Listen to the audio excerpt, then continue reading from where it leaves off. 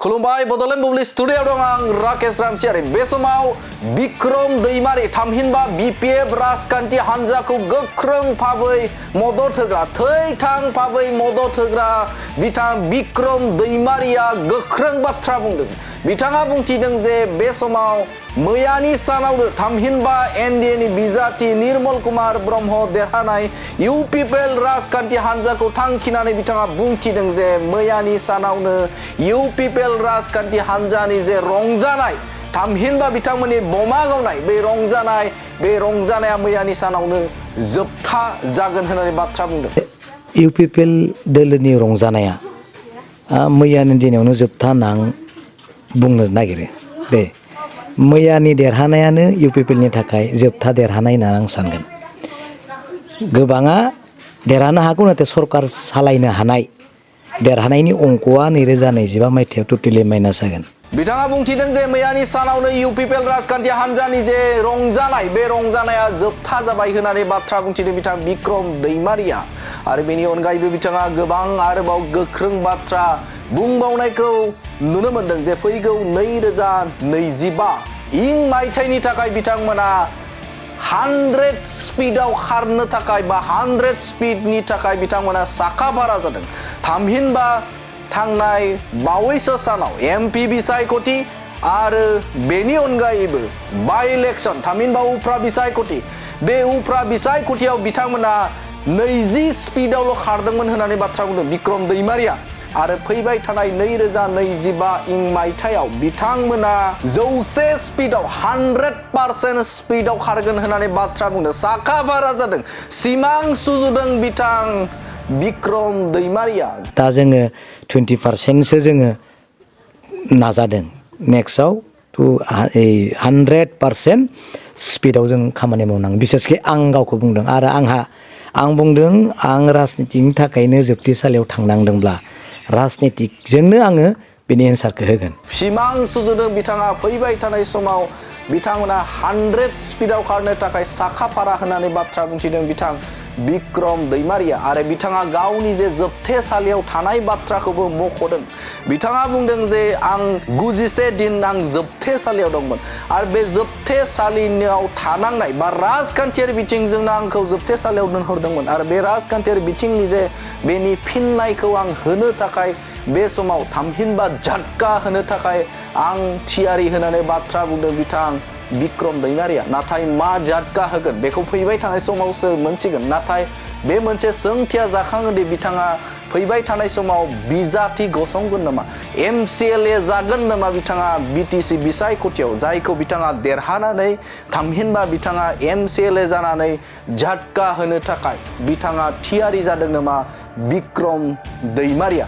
नाथाय बे समाव बिथाङा रोखा बाथ्राखौ बुंथिदों जे बे समाव मेंनायनि बाथ्रा गैया, जेनदोंब्लाबो जेननायखौ जोङो गनायना लाबाय। बिथाङा एक्सेप्ट खालामदों जे इउपिपिएल राजखान्थि हान्जाजों जे फेजेन जादों थामहिनबा एनडिएजों फेजेन जादों, फेजेन जानायखौ बिथाङा एक्सेप्ट खालामदों, गनायनानै लादों बिथाङा। आरो निर्मल कुमार ब्रह्मखौ बिथाङा साबायखर बावदों आरो बिथाङा बाथ्रा बुंथिदों जे फैबाय थानाय समाव 100 स्पिडआव खारनो थाखाय बिथांमोना थियारि जादों होननानै बाथ्रा बुंथिदों। आरो बे समाव बिथाङा बुंथिदों जे इउपिपिएल राजखान्थि हान्जानि जे रंजानाय बे रंजानाया बेनो जोबथा होननानै बुंदों। नाथाय गुबुन फारसेजों बिथाङा बुंथिबावदों जे फैबाय थानाय समाव बिपिएफ राजखान्थि हान्जानि रंजानाया जागायगोन आरो बिपिएफ राजखान्थि हान्जानि जे जेननाय बे जेननायाबो बेनो जोबथा होननानै बुंदों।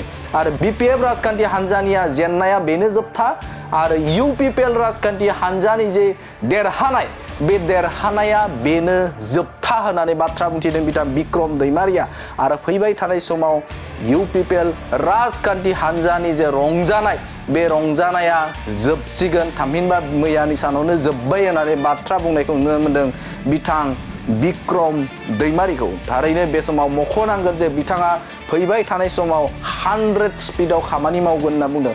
100 स्पिडआव जुदि खामानि मावोब्ला बे समाव बिथांमोना देरहागोन आरो देरहासार जागोनखौ बाथ्रा मख'दों थामहिनबा सिमां सुजुदों बिथां बिक्रम दैमारिया। गिबियावनो आङो नोंथांमोनखौ साबायखर बावदों आरो नैथियाव BTCनि रायजो राजा बयखौबो साबायखर बावहरदों। नंगौ मैयानि दिनाव उफ्रा बिसायख'थिनि रिजाल्टआ मोनबाय। गोबां खस्थ' खालामनाय नाजानायजों दिनै बिदि रिजाल्टखौ UPPL पार्टिनि जों दैदेनजानाय निर्मल कुमार ब्रह्म बिथाङा देरहानायखौ बजबना लानो हाबाय। बेयाव जेननाय देरहायाथ' थाखायो नङा होमबा? दा आं मैयाबो कंग्रेसुलेसन होदों। जोंबो नाजायाखै नङा, बहुद नाजादों। एसेल' खस्थ' खालामदों आरो गोबां खस्थ' खालामबावनांगोन, आद्रा दङ। बबे लाइनजों दिनै बांसिन भटखौ मोननो हायाखै आरो बिनि डिमेरिटआ मा, बिनि लोरबांथिया मा, बेखौ जोङो मोनथिनो मोनदों। दा आं बेखौनो बुङो, पावार दङ, गभर्नमेन्ट दङ, थाखा फैसा दङ। BTR गभर्नमेन्टआ आरो प्रमद बर' बिथांनि सरकारा आरोबाव जानो हागौ एप्रिलसिम थाबावनांगौ मिथिनाय बायदि। बे सैथोयै फ्राय गभर्नमेन्ट थानायाव जुजिनानै देरहानायखौ लाबोनाया एसेबां गोरलै नङा आरो खोब खम बेखौ नुयो। दा बे सैथोयै बिथांमोना देरहाबाय। आंनिफ्राय आं मैयाबो कंग्रेसुलेसन होखाबाय, दिनैबो आं होदों। आरो आं बुंगोन रायजोनो होनाय कमिटमेन्ट, रायजोनो होनाय रादाय, रायजोनो होनाय खोथाफोरखौ मावलांथों आरो सान्ति जाथों, उन्नति जाथों, बेखौ बयबो लुबैयो। दा इलेक्सननि समाव, बिसायख'थिनि समाव गोबां खोथाखौ बुंनाय जायो, बुंनांगौ जायो। बेफोर मोनसे राजनितिकनि खोथा। आरो आं फ्राय नोंथांमोननि गेजेराव आं किसुमान एभिडेन्सखौसो आं बुङो, जेन उनाव खन्थाइ जायै बायदि दै, नङा होमबा? किसुमान डकुमेन्टस लानानैसो बुंदों। आरो रायजोखौ बुंनाया बेनो जे फ्राय BTR एकर्डनि दफाफोरखौ मावनो हायैनि खोथाखौसो आं रायजोनो फोरमायदों। हायाखै आरो बबेयावबा हादोंबा हादों, आं बेखौ बुंबोदों। दा एसेबां 5 बोसोर बारलांनोसै, मोनसेबो BTR एकर्डनि दफाया जिथु मावफुंजायाखै, बेखौ आं रायजोनोसो खोन्थादों।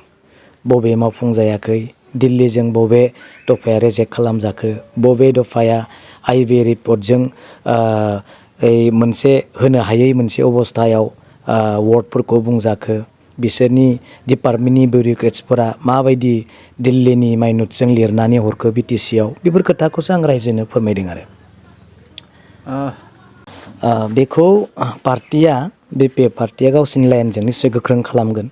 आंथ' BPF पार्टि हिसाबै आंहा खुनु मेम्बारबो नङा, खिन्थु आं सहाय खालामबोदों आं गावनो हारसिं सहाय खालामबोदों, जुगमोन मोनदों, रायजोनि अननाय मोनदों। दा 2025 मायथाइनि हिसाबै आं बेखौनो बुंगोन, निस्सय 2025 मायथाइनि इलेक्सना सम्पुर्ण आलादा जागोन। आरो आं बेखौनो बुंनो सानो जे UPPL दोलोनि रंजानाया मैयानि दिनावनो जोबथा होनना आं बुंनो नागिरो दे। मैयानि देरहानायानो UPPLनि थाखाय जोबथा देरहानाय होनना आं सानगोन। गोबाङा देरहानो हागौ, नाथाय सरकार सालायनो हानाय देरहानायनि अंकआ 2025 मायथाइयाव टटेलि माइनास जागोन। बे आं बुंनाय खोथा नङा, बे मोनसे सासे सुप्रिम लिडार UPPLनि दैदेनगिरि, जायखौ आं दिनै मुं लाना बुंनो हाया। जों रायज्लायो, सावरायो, सोरनिबा अननाय आरो हेफाजाबाव जिहेथु BTR एकर्ड खालामबाय, मानगोनां प्रमद बर' बिथांखौबो सनमान होनांगौ जाबाय। BTR एकर्डनि दफाखौ एसेबाबो मावनो थाखाय चान्स होनाय जाबाय, स्कप होनाय जाबाय। बे दिल्ली आरो स्टेटनि अननाय। नाथाय अननायाबो जे आंजों बा नोंथांजों अरायबो थाबाय थागोन बे नङा।